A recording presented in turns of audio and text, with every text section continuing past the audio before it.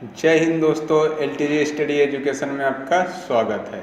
आज हम बात करते हैं कक्षा 10वीं बोर्ड एग्ज़ाम में पूछे जाने वाले महत्वपूर्ण क्वेश्चन की बात करते हैं। तो आज का टॉपिक है संघवाद। यह है पॉलिटिकल का टॉपिक। इसमें से आपके ऑब्जेक्टिव पूछे जाते हैं, तो आज ऑब्जेक्टिव को सॉल्व करते हैं। तो सबसे पहले क्वेश्चन दिया है, कौन सा देश साथ बनाए रखने का संघ का उदाहरण नहीं है, होल्डिंग टुगेदर। तो इसका जो सही उत्तर है संयुक्त राज्य अमेरिका। संयुक्त राज्य अमेरिका ये क्या है, संघ का उदाहरण नहीं है। संघ का मतलब होता है, एक तो यूनियन होता है और एक होता है फेडरेशन। तो जो संयुक्त राज्य अमेरिका है ये फेडरेशन में आता है। फेडरेशन का मतलब होता है कि इससे कोई भी राज्य क्या हो सकता है, अलग हो सकता है और अपना स्वयं देश बना सकता है। लेकिन संघ का मतलब एक यूनियन होता है, तो यूनियन चलता है अपने भारत में। भारत में अगर 28 राज्य है तो 28 राज्य में से एक राज्य अलग होना चाहे तो अलग नहीं हो सकता है। और कहाँ पर हो सकता है, संयुक्त राज्य अमेरिका में। तो यहाँ पर आपको क्वेश्चन में बोला था, कौन सा देश साथ बनाए रखना संघ का उदाहरण नहीं है, तो इसका है संयुक्त राज्य अमेरिका। नेक्स्ट क्वेश्चन की बात करते हैं, भारत ने कब लोकतंत्र की राह पर अपनी जीवन यात्रा शुरू की। अपन लोकतंत्र की यात्रा कब से शुरू की थी भारत ने, तो भारत हुआ था 15 अगस्त 1947 को क्या हुआ था, भारत आज़ाद हुआ था। 1947 से भारत ने लोकतंत्र की राह पर अपनी जीवन यात्रा शुरू की। तो इसका राइट आंसर है बी, 1947। तीसरा क्वेश्चन है, हिंदी कितने लोगों की मातृभाषा है, मतलब कितने लोगों की मातृभाषा है। तो इसका जो राइट आंसर है 44% जो लोग हैं ये मातृभाषा बोलते हैं हिंदी। नेक्स्ट क्वेश्चन, समवर्ती सूची में कौन सा विषय है।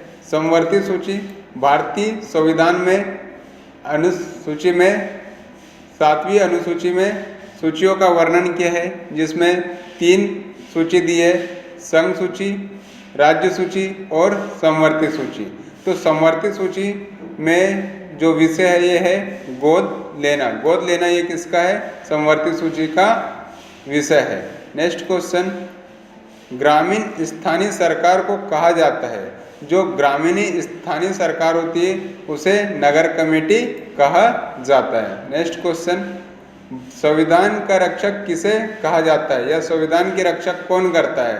तो इसका जो राइट आंसर है सर्वोच्च न्यायालय। इसका जो राइट आंसर है ये है अपना ए, सर्वोच्च जो न्यायालय होता है सुप्रीम कोर्ट। ये सुप्रीम कोर्ट क्या करता है, संविधान की रक्षा करता है।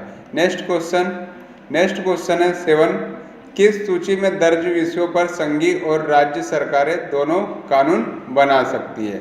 ऐसा कौन सा विषय है जो संघ की सरकार, जो केंद्र सरकार है वो भी कानून बना सकती है और राज्य की सरकार भी कानून बना सकती है।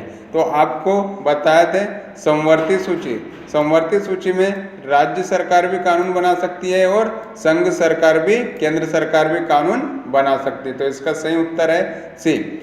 लेकिन यहाँ पर जब कोई कानून राज्य सरकार भी बनाएगी और केंद्र सरकार भी बनाएगी समवर्ती सूची में, तो प्रभावी किसका कानून होगा, केंद्र सरकार का कानून प्रभावी या मान्य माना जाएगा। नेक्स्ट क्वेश्चन की बात करते हैं, भारतीय संविधान में विषयों की कितनी सूचियां दी गई।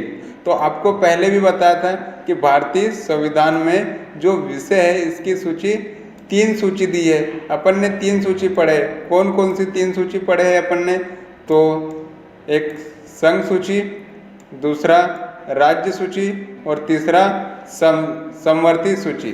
संघ सूची में केंद्र सरकार कानून बनाएगी, राज्य सूची में राज्य सरकार कानून बनाएगी और समवर्ती सूची में राज्य सरकार भी कानून बना सकती है और केंद्र सरकार भी कानून बना सकती है। तो ये इम्पोर्टेंट है, इसे जरूर याद रखिएगा कि भारतीय संविधान में विषयों की कितनी सूचियाँ दी गई है, तो 3 सूची। अगर 3 सूची का नाम लिखने के लिए अगर पूछा जाएगा तो आप लिख सकते हो संघ सूची, राज्य सूची और समवर्ती सूची। नेक्स्ट क्वेश्चन की बात करते हैं, निम्न में से कौन सा राष्ट्र साथ रहकर संघों का उदाहरण है? तो साथ रहकर मतलब जो एक बार देश में मिल गया तो अलग नहीं होगा, तो है अपना भारत एवं स्पेन। नेक्स्ट क्वेश्चन, सरकार के विभिन्न स्तरों पर अधिकारों एवं संविधान की व्याख्या करने का अधिकार किसके पास होता है? तो ये होता है न्यायालय के पास। न्यायालय के पास ये अधिकार होता है। जब भी कानून बनता है तो क्या होता है, न्यायालय में इसकी क्या करी जाती है, जांच की जाती है। नेक्स्ट क्वेश्चन, स्थानीय सरकार में महिलाओं के लिए कितना स्थान आरक्षित है? तो यहाँ पर आपसे जो 11वां नंबर का क्वेश्चन में पूछा है कि जो स्थानीय राज्य सरकार है उसमें महिलाओं को कितने प्रतिशत आरक्षित मतलब रिजर्व रखे हो उनके लिए? तो इसका जो राइट आंसर है 1/3, 1/3 क्या कर रहे हैं, महिलाओं के लिए रिजर्व करके रखा गया है। नेक्स्ट क्वेश्चन, बेल्जियम में कितने प्रकार की सरकारें हैं? तो इसका जो राइट आंसर है, ये किस प्रकार की सरकारें पूछा है, तो यहाँ पर बेल्जियम में भी क्या है, संघीय सरकारें है। एक यहाँ से अपना नया टॉपिक है जाति, धर्म और लैंगिक मसले। इससे भी आपसे क्वेश्चन पूछा जाता है। तो इसका पहला क्वेश्चन है, प्रश्न 1, देश के 6 राज्यों में समय उपयोग संबंधित सर्वेक्षण के अनुसार एक औरत रोजाना कितने घंटे कार्य करती है? तो यहाँ पर पूछा है कि जो महिला है वो रोजाना कितने घंटे कार्य करती है? तो 7.5 घंटे से ज़्यादा महिला रोजाना काम करती है। नेक्स्ट क्वेश्चन, औरत और पुरुष के समान अधिकारों और अवसरों में विश्वास करने वाली महिला या पुरुष को कहा जाएगा? तो इसको कहा जाएगा नारीवादी। नारीवादी इसका क्या है, सही आंसर है। नेक्स्ट प्रश्न तीसरा, निम्नलिखित में से किसमें महिलाओं के लिए 1/3 स्थान आरक्षित है? तो पिछले वाले भी क्वेश्चन में आपको बताया था कि महिला के लिए क्या है, तो पंचायतों में 1/3 आरक्षण रिजर्व करके आरक्षित करके रखा गया है। नेक्स्ट क्वेश्चन, उस प्रक्रिया को क्या कहते हैं जिसमें लोग ग्रामीण क्षेत्रों से शहरों की ओर पलायन करते हैं, जो अपने गांव को छोड़कर शहर की ओर क्या करते हैं, जाते हैं अपना व्यवसाय करने, अपनी जॉब करने? तो उस प्रक्रिया को बोलते हैं नगरीकरण। नेक्स्ट क्वेश्चन, जब हम लैंगिक विभाजन की बात करते हैं तो हमारा अभिप्राय होता है, लैंगिक विभाजन मतलब स्त्री और पुरुष में अपन क्या करते हैं, दोनों को डिवाइड करते हैं। तो हमारा अभिप्राय क्या होता है? तो इसका जो सही आंसर होता है, ये इसका जो सही आंसर है, समाज द्वारा, किसके द्वारा, समाज द्वारा स्त्री और पुरुषों को दी गई असमान भूमिकाएं के से अभिप्राय है। नेक्स्ट क्वेश्चन, धर्म के आधार पर भेदभाव न करने वाले व्यक्ति को क्या कहते हैं?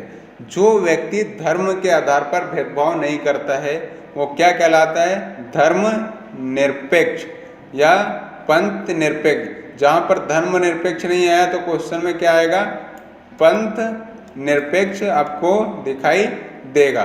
तो इसका धर्म निरपेक्ष का भी मतलब होता है पंथ निरपेक्ष, तो आप याद रखिएगा। नेक्स्ट क्वेश्चन, 2011 की जनगणना के अनुसार प्रति 1000 बालकों पर बालिका की संख्या है।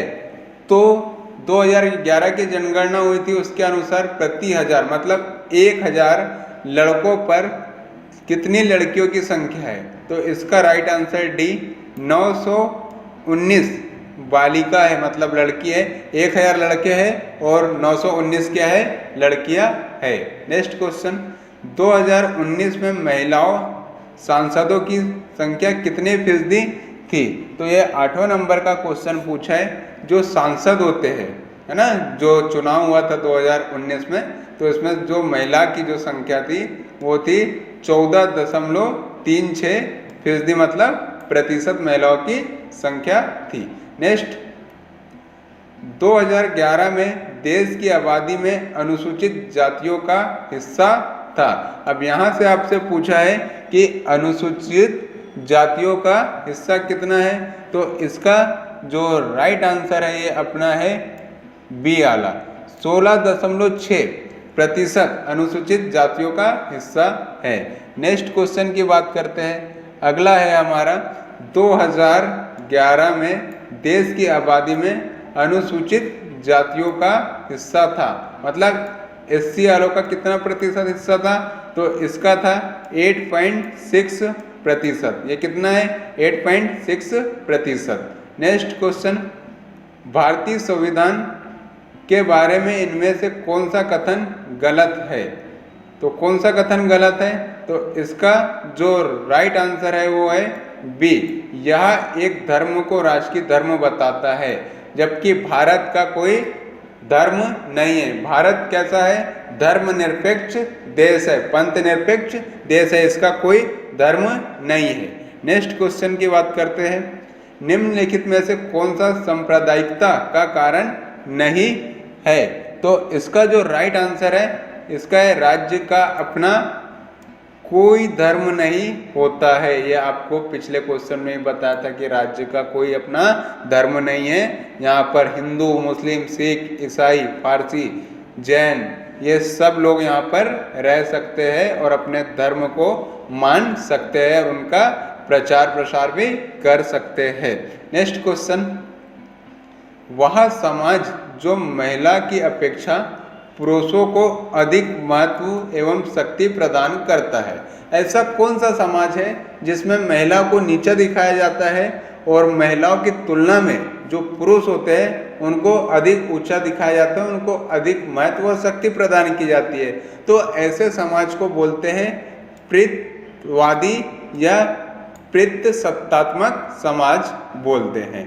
नेक्स्ट क्वेश्चन और लास्ट क्वेश्चन हमारा, निम्न में से किस देश में महिलाओं की सार्वजनिक क्षेत्र में सहभागिता बहुत कम है, तो इसका जो राइट आंसर है सहभागिता, तो इसका आंसर है दक्षिण अफ्रीका में महिलाओं की सार्वजनिक क्षेत्र में सहभागिता बहुत कम है, मतलब सरकारी क्षेत्र में।